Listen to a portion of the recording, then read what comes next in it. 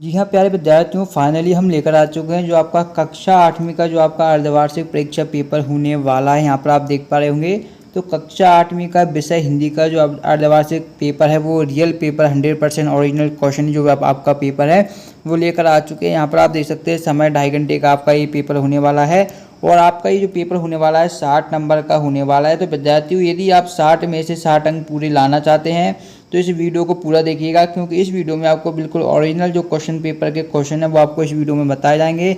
ये जो आपका 6 नवंबर को पेपर होने वाला है हिंदी का, तो असली का असली पेपर आपको इस वीडियो में बताया जाएगा, ठीक है। और आप इसकी पीडीएफ भी डाउनलोड कर पाएंगे। पीडीएफ डाउनलोड करने के लिए डिस्क्रिप्शन बॉक्स में आपको एक लिंक दी गई है, बस आपको इस लिंक पर क्लिक करके पीडीएफ आप डाउनलोड कर पाएंगे, ठीक है। जल्दी से आपको इस वीडियो को पूरा देखना है, वरना आप बाद में पछताएंगे। क्लियर आप देख पा रहे होंगे कक्षा 8 विषय हिंदी, समय 2.5 घंटे है, अर्धवार्षिक का मूल्यांकन 2023-24 का ये आपका पेपर है। तो चलिए वीडियो को स्टार्ट करते हैं। क्वेश्चन जितने भी सभी का मैं आपको सॉल्यूशन भी यहाँ पर बताने वाला हूँ, तो आपको बिल्कुल भी परेशान होने की बिल्कुल भी ज़रूरत नहीं है, ठीक है। तो ये यहाँ पर दिख रहा होगा आपका पूरा का पूरा ओरिजिनल जो आपका क्वेश्चन पेपर है वो मैं आपको सॉल्यूशन करके यहाँ पर आप बता रहा हूँ। तो देखिएगा, पहला क्वेश्चन आपका दिया गया है कि सोने से सुंदर पर पंक्ति में अलंकार है, तो हमें अलंकार बताना है। ऑप्शन है श्लेष अलंकार, यमक अलंकार, रूपक अलंकार या उपमा अलंकार, ठीक है। तो सोने से सुंदर पर पंक्ति में जो आपका अलंकार है वो आपका उपमा अलंकार हो जाएगा। ऑप्शन नंबर डी आपको ध्यान रखना है, ऑप्शन डी ये आपका राइट आंसर है। प्रातः आपका क्वेश्चन नंबर 2 जो कि आपका दिया गया है कि मध्य प्रदेश में सांची का स्तूप खालिस्तान में स्थित है, ग्वालियर में है, विदिशा में है, जबलपुर में है या आपका इंदौर में है, ये आपको बताना है। तो मध्य प्रदेश में जो सांची का आपका स्तूप है वो आपका है विदिशा जिले में स्थित है, तो ऑप्शन नंबर बी आपका करेक्ट आंसर हो जाएगा। सांची स्तूप कहाँ पर है? विदिशा जिले में है, ठीक है। तो ये आपको ध्यान रखना है। थर्ड क्वेश्चन आपका दिया गया था कि भोपाल का प्रसिद्ध स्थान है, तो भोपाल का प्रसिद्ध स्थान जो है वो हमें बताना है। ऑप्शन ए है आपका जहाज महल, ऑप्शन बी है बेलाघाट, ऑप्शन सी आपका महाकाल मंदिर, ऑप्शन डी आपका भारत भवन, ठीक है। तो भोपाल में आपका प्रसिद्ध स्थान आपको बताना है, आपका क्या हो जाएगा? तो इसका आंसर आपका हो जाएगा भोपाल में आपका क्या है? भारत भवन भोपाल में है। तो आपका ऑप्शन नंबर आपको डी इस क्वेश्चन का आपको कर देना है विदाउट एनी डाउट, ठीक है। प्रातः काव्य की शोभा बढ़ाने वाले तत्वों को कहते हैं। ऑप्शन है रस बोलते हैं, छंद बोलते हैं, अलंकार बोलते हैं या गुण बोलते हैं।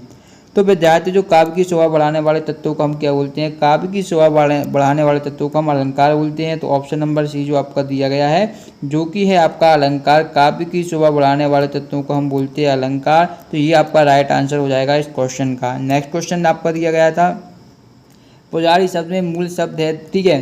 तो ऑप्शन है पूजा, जारी, पूजा या आरी, ठीक है। तो पुजारी में जो आपका यहाँ पर हो जाएगा आपका जो पूजा क्या है ये आपका मूल शब्द हो जाएगा, पूजा प्लस आरी, तो ये पुजारी होता है आपका। तो ये आपको कर देना है पूजा, ठीक है, ये आपका मूल शब्द हो जाएगा, ठीक है। प्रात आपका दोहा छंद में चरण आपको बताने हैं कि कितने चरण होते हैं। ऑप्शन है आपके 4 होते हैं, 2 होते हैं, 8 या 6। तो दोहा छंद में आपके टोटल ऑप्शन नंबर ए दिया गया है। दोहा छंद में आपके टोटल कितने चरण होते हैं? आपके 4 चरण होते हैं, ठीक है। कंप्लीट सॉल्यूशन बताया जा रहा है, इसलिए वीडियो के लिए लाइक का बटन जरूर से दबा दें और चैनल को सब्सक्राइब नहीं किया चैनल को भी सब्सक्राइब जरूर से जरूर कर दें, ठीक है। फिर आता है माता जी को पत्र लिखते समय अभिवादन में लिखते हैं। तो माता जी को जब हम पत्र लिखते हैं तो अभिवादन में हम क्या लिखते हैं? कि खुश रहो लिखते हैं, या नमस्कार या प्रणाम या शुभाशीष। तो जब भी माता जी पिताजी किसी बड़े को लिखते हैं तो प्रणाम लिखते हैं। तो ऑप्शन नंबर आपका सी आ जाएगा, माता जी को पत्र लिखते समय हम क्या लिखते हैं? प्रणाम। तो ये आपको लिख देना है। अगला है बी रस का स्थायी भाव क्या है? तो ऑप्शन है विस्मय, उत्साह, क्रोध या करुण। तो ये आपका जो जितने भी आपके रस दिए गए हैं सभी रसों के आपको स्थायी भाव पता होने चाहिए, ठीक है। तो बी रस का स्थायी भाव उत्साह होता है, ये बात आपको ध्यान में रखनी है, ठीक है। और क्रोध पूछा जाए तो क्रोध किसका स्थायी भाव होता है? तो क्रोध होता है आपका रौद्र रस का स्थायी भाव क्रोध होता है, तो ये भी आपको ध्यान रखना है। करुण रस का स्थायी भाव आपका होता है शोक, तो ये भी आपको ध्यान रखना है, ठीक है। और जो महत्वपूर्ण है, जैसे कि आपका आपसे पूछा जाता है हास्य रस का स्थायी भाव क्या होता है? तो हास्य रस का जो आपका स्थायी भाव होता है वो हास्य या हंसी ही होता है, ठीक है। और श्रृंगार रस का पूछा जाता है बहुत ज़्यादा, श्रृंगार रस का आपका स्थायी भाव क्या होता है? तो ये भी आपको पता होना चाहिए। श्रृंगार रस का जो आपका स्थायी भाव होता है विद्यार्थियों वो से बोलते हैं रति, या कोष्टक में प्रेम लिखा भी जाता है। तो दोनों में से आपको कोई भी आप मान सकते हैं, रति या प्रेम, आपका श्रृंगार रस का स्थायी भाव होता है, ठीक है। सभी महत्वपूर्ण आपको बता दी है मैंने। और विस्मय आपका किस रस का स्थायी भाव होता है ये आपको कमेंट बॉक्स में बताना है, ठीक है। प्रातः संचारी भावों की संख्या कितनी? ऑप्शन है 33, 9, 12 या 16। तो संचारी भावों की संख्या आपकी कितनी होती है? 33 होती है, ठीक है।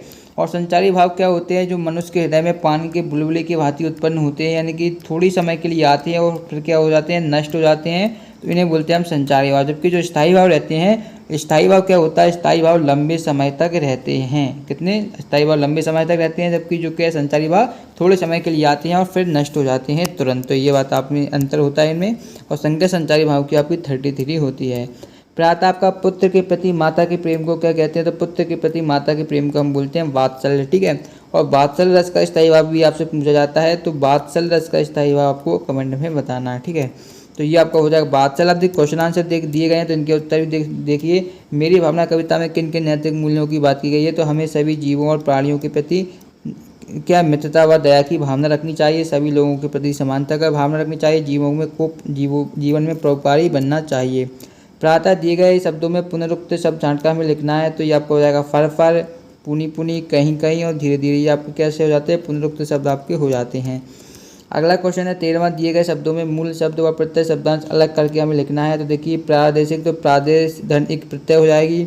चित्त में इच्छा प्लस इत, दर्शनीय में दर्शन प्लस ये, दूध वाले में दूध प्लस वाला, और लुटेरे में लू प्लस टेरा, और मानवता में मानव प्लस ता। तो ये आपकी प्रत्यय यहाँ पर दी गई हैं, और ये आपका पठन सामग्री जो है वो आपको यहाँ पर दी गई है, तो आसानी से इसको आप लिख सकते हैं। ठीक है, इसी प्रकार आपका यहाँ पर क्वेश्चन दिया गया है कि रसरी आवाज जात तय शिल्पा परत निशान, इस पंक्ति की मात्रा गिनती के चिन्ह लगाकर मात्राओं की संख्या व छंद का नाम लिखिए। तो इसका आंसर आपको पीडीएफ में प्रोवाइड किया जाएगा। डिस्क्रिप्शन बॉक्स में लिंक है पीडीएफ की, तो वहाँ से आप डाउनलोड कर सकते हैं। लिंक डिस्क्रिप्शन बॉक्स में है, या आप हमारे टेलीग्राम ग्रुप को भी ज्वाइन कर लीजिए, वहाँ पर भी आपको इसकी पीडीएफ मिल जाएगी फुल सॉल्यूशन के साथ। तो डिस्क्रिप्शन में टेलीग्राम ग्रुप की लिंक है, तो वो भी आप जल्दी से जल्दी ज्वाइन कर लीजिएगा। और आप हमारे व्हाट्सएप ग्रुप को भी ज्वाइन कर सकते हैं, उसकी लिंक भी डिस्क्रिप्शन बॉक्स में है। क्वेश्चन नंबर 15 दिया गया था आपका, निम्नलिखित शब्दों में स्थायी भाव व रस पहचान कर लिखिए। तो मैंने स्थायी भाव पहले ही आपको बता दिए हैं। शोक है तो करुण रस का स्थायी भाव शोक होता है, भयानक का भय होता है, शांत रस का स्थायी भाव आपका निर्वेद होता है। ये 3 रस भी आपको याद कर लेने हैं।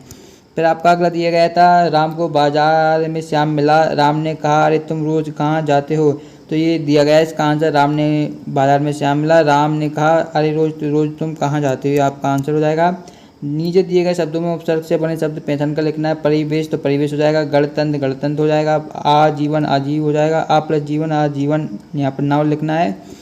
पर प्लस जाए तो ये आपका हो जाएगा प्रा जाए, तो ये आपका आंसर हो जाएगा इस तरीके से।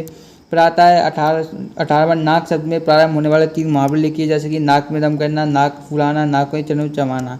19वां, काली घटा का घमंड घटा, पंक्ति में घटा शब्द 2 बार आया है, दोनों बार घटा शब्द का अर्थ बताकर अलंकार लिखिए।